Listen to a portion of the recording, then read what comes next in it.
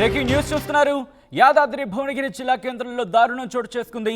ఇన్స్టాలో అసభ్యకర పదజాలంతో దూషించడంతో ఆత్మహత్యకు పాల్పడింది హాసిని అని చర్చ జరుగుతోంది. అక్కడ నిఖిల్ అనే యువకుడు వేధింపుల కారణంగా ఆత్మహత్య చేసుకుందంటూ కూడా పేరెంట్స్ ఆరోపిస్తున్నారు. ఇన్స్టా స్నాప్చాట్లలో చెప్పలేని మాటలతో నిఖిల్ వేధించాడని మృతురాలి తండ్రి ఆరోపిస్తున్నాడు. నిఖిల్ హాసిని ఇద్దరు కూడా క్లాస్మేట్స్. ఈ నేపథ్యంలో వాళ్ళిద్దరి మధ్య జరిగిన సంభాషణ సరిగ్గా లేదు. మరి ముఖ్యంగా నిఖిల్ అసభ్యకర పదజాలంతో మెసేజ్లు చేసేవాడను, లేకపోతే దానికి సంబంధించి టెక్స్టింగ్ చేసేవాడంటూ కూడా అక్కడ పేరెంట్స్ ఆరోపించడం జరుగుతోంది. దానికి సంబంధించిన బ్రేకింగ్ న్యూస్ చూస్తున్నారు. యాదాద్రి భువనగిరి జిల్లా కేంద్రంలో దారుణం జరిగింది. ఇన్స్టాలో అసభ్యకర పదజాలంతో దూషించడంతో ఆత్మహత్య చేసుకుందంటూ కూడా హాసిని అనే అమ్మాయికి సంబంధించి కుటుంబం ఆరోపించడం జరుగుతోంది. నిఖిల్ అనే యువకుడి వేధింపుల కారణంగా ఆత్మహత్య చేసుకుందంటూ కూడా ఇక్కడ ఆ తల్లిదండ్రులు ఆరోపిస్తున్నారు. ఇన్స్టా స్నాప్చాట్లలో చెప్పలేని మాటలతో నిఖిల్ వేధించాడంటూ కూడా మృతురాలి తండ్రి ఆరోపిస్తున్నారు. దానికి సంబంధించిన బ్రేకింగ్ న్యూస్ చూస్తున్నారు. అప్డేట్స్ అందించేందుకు మా ప్రతినిధి రమేష్ ఫోన్ లైన్లో సిద్ధంగా ఉన్నారు. అంతకన్నా ముందు తండ్రి ఇదే అంశానికి సంబంధించి రియాక్ట్ అయ్యారు. ఒకసారి ఆయన ఏమన్నారు చూద్దాం. నా పేరు సతీష్ కుమార్ సార్. నా బిడ్డ పేరు వై ఆసిని. మేము ఉండేది భువనగిరిలో నివాసం విద్యానగర్. అయితే శనివారం నాడు మా బామ్మది సీరియస్ అయితే హైదరాబాద్ దవాఖాన కొంపెలు తీసుకుపోయినాము. శనివారం ఆదివారం 2 రోజులు అతని గురించి తిరగడం అయింది. నేను మధ్యాహ్నము మా భార్య అందరం కలిసి వెళ్ళేవాళ్ళేము. మేము అందరం వెళ్ళిపోయినాము చూడడానికి. 5:30 నుంచి 4:30 టైం నుంచి అతను ఒక నిఖిల్ అనే వ్యక్తి మా బిడ్డను విపరీతమైన వేధింపు ఎట్లా అంటే అసలు సంబంధం లేని మాటలు, చనిపోయడానికి 100% గురి చేసి ఆమె సాగుకు కారణమైండు. ఆ వ్యక్తి పేరు నిఖిల్. నిఖిల్ టేకుల సోమవారం వాళ్ళ సొంత ఊరంట. వాళ్ళు ఉండేది ఇప్పుడేమో రామ్నగరు. మా బిడ్డ ఫోన్లో ఇన్స్టాగ్రామ్లా స్నాప్లా అవన్నీ చూస్తే ఆ మాటలకు మాకే ఎట్లా అనిపిస్తుంది అంటే చెప్పరాని బాధ. నువ్వు ఎందుకు పనికి రావే, నువ్వు మనమే, నువ్వు సావే, నువ్వు ఎందుకున్నవే అని విపరీతమైన విపరీతమైన సాగు గురి చేసి మా బిడ్డ ఎవరి చెప్పుకోలేక ఆమె ఉరేసుకొని చనిపోయింది సార్. నాకు న్యాయం చేయండి సార్, మీ దండం పెడతా. నా బిడ్డను న్యాయం చేయండి సార్, ఇమ్మీడియట్లీ న్యాయం చేయండి సార్. నా పానం పోతుంది సార్. నాకు ఒక్కగానొక బిడ్డ సార్. అవి మ్యాటర్లు ఎట్లా అంటే విపరీతమైన టార్చర్ సార్. ఘోరంగా మా బిడ్డ స్క్రీన్ కాదు వాడు తెలివితోడు అన్ని డెలిట్ చేసేటట్టు చేసింది సార్. మా బిడ్డ ఏదో పాపం బాధపడి స్క్రీన్ షాట్ తీసి మళ్ళీ ఫోన్లో పెడితే ఈ ఫోను సిఏసార్ నిన్న ఇచ్చినాము. ఇది సార్ కాపీస్. రైట్, అది ఆ తండ్రి ఆవేదన, ఆ తండ్రి ఆరోపణ. అనరాని మాటలతో, బహుశా ఇంతకు మించి అసభ్యకర పదజాలంతో తన కూతురుని వేధించేవాడంటూ కూడా ఆ తండ్రి ఆరోపించడం జరుగుతోంది. ఆ వేధింపులు తట్టుకోలేకి బల్వన్ మరణానికి పాల్పడింది తన బిడ్డ అంటూ కూడా ఆయన ఆవేదన వ్యక్తం చేస్తున్నాడు. అప్డేట్స్ అందించేందుకు మా ప్రతినిధి రమేష్ ఫోన్ లైన్లో సిద్ధంగా ఉన్నారు. రమేష్, అసలు ఇంతకీ ఏం జరిగింది? ఇన్వెస్టిగేషన్ ఎంతవరకు వచ్చింది? అతగాన్ని అదుపులోకి తీసుకున్నారా పోలీసులు?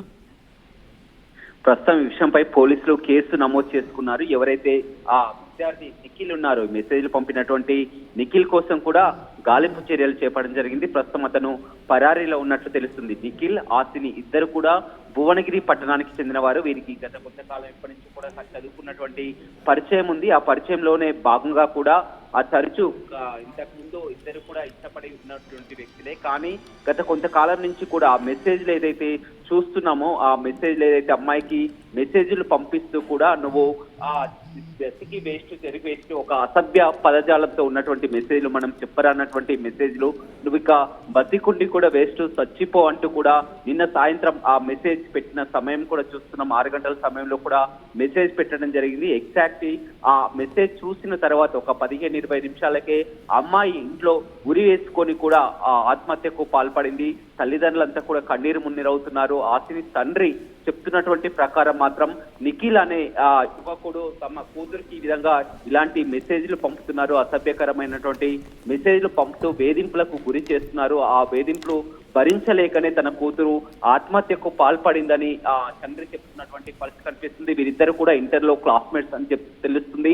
ప్రస్తుతం అమ్మాయి డిగ్రీ చదువుతున్నది భువనగిరి పట్టణంలోనే డిగ్రీ చదువుతున్నటువంటి పరిస్థితి కనిపిస్తుంది. నిన్న సాయంత్రం ఇంట్లోనే ఎవరు లేని సమయంలో కూడా వేరే రూమ్ లోకి వెళ్ళి కూడా ఈ విధంగా ఆత్మహత్యకు పాల్పడింది. గత కొంతకాలంగా మెసేజ్లు కూడా అతను మొత్తం ఆ స్క్రీన్ షాట్స్, ఆ డేటా అంతా కూడా తీసుకొచ్చి మీడియా ముందు కూడా చూపించడం జరుగుతుందని చెప్పవచ్చు. నిన్న వచ్చినటువంటి మెసేజ్ల ఆధారంగానే చనిపోయిందని పోలీసులకు కూడా ఇదే విధమైనటువంటి ఆ మెసేజ్లను కూడా వాగ్మూలాన్ని కూడా ఇవ్వడం జరిగిందని చెప్పవచ్చు. పూర్తిగా నిఖిల్ ఏదైతే ఉన్నదో నిఖిల్ మెసేజ్ల వల్లనే ఈ విధంగా చనిపోయిందని చెప్తున్నప్పటికీ కూడా పోలీసులు మాత్రం విచారణ ప్రారంభించడం జరిగింది. ఎందుకు అమ్మాయి చనిపోవడానికి ఒక నిఖిల్ పంపినటువంటి మెసేజ్లే కారణమా, మరేదైనా అనుమానాలు ఉన్న కోణంలో కూడా పోలీసులు విచారణ అయితే ప్రారంభించడం జరిగింది. ఒక్కగానొక్క కూతురు ఈ విధంగా ఇంట్లో ఉరి వేసుకొని చనిపోవడం పట్ల తల్లిదండ్రులతో కూడా కన్నీరు మున్నీరుగా విలపిస్తున్నటువంటి పరిస్థితి భువనగిరిలో కనపడుతుంది. సచిన్. రైట్ రమేష్. సో మొత్తంగా అయితే మాత్రం ఇటు ఈ అంశానికి సంబంధించి పోలీసుల ఇన్వెస్టిగేషన్ వేగవంతమైంది.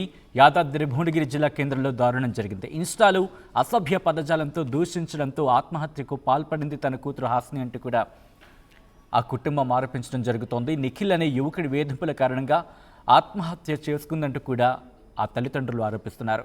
ఇన్స్టా, స్నాప్చాట్లలో చెప్పలేని మాటలతో నిఖిల్ వేధించాడంటూ కూడా మృతురాలి తండ్రి ఆరోపించడం జరుగుతోంది. నిఖిల్, హాస్ని ఇద్దరు కూడా క్లాస్మేట్స్. ఈ నేపథ్యంలో వాళ్ళిద్దరి మధ్య జరిగిన ఆ వాట్సాప్ సంభాషణ కావచ్చు, లేకపోతే ఇన్స్టా కావచ్చు, సోషల్ మీడియా ప్లాట్ఫామ్స్, ఎగ్జాక్ట్గా సోషల్ మీడియా ప్లాట్ఫామ్స్లో వాళ్ళు చాట్కి సంబంధించి మీరు చూస్తే కనుక అక్కడ బ్లర్ చేస్తున్న ఆ పదాల దగ్గర మనం మాట్లాడుకోలేనివి, మనం మాట్లాడడానికి తగ్గనివి, వినడానికి కూడా ఇబ్బంది పడి అటువంటి పదాలు అక్కడ ఉపయోగించడం జరిగింది. కాబట్టి వాటిని మేము బ్లర్ చేయడం జరిగింది.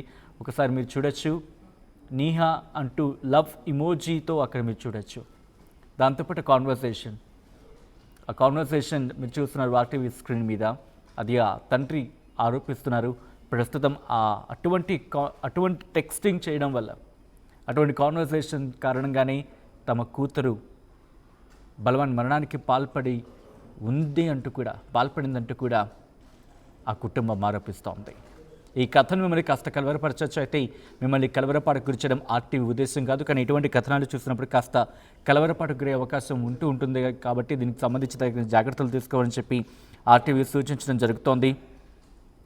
బయట ప్రపంచంలో ఏం జరుగుతుందో మీకు చూపించడం, తద్వారా మీకు అవగాహన కల్పించడం, మిమ్మల్ని అప్రమత్తం చేయడంలో భాగంగానే ఈ కథనం చూపించడం జరుగుతుంది తప్ప మిమ్మల్ని కలవరపాటు గురి చేసే ఉద్దేశం ఆర్టీవీకి ఎన్నడూ ఉండదు.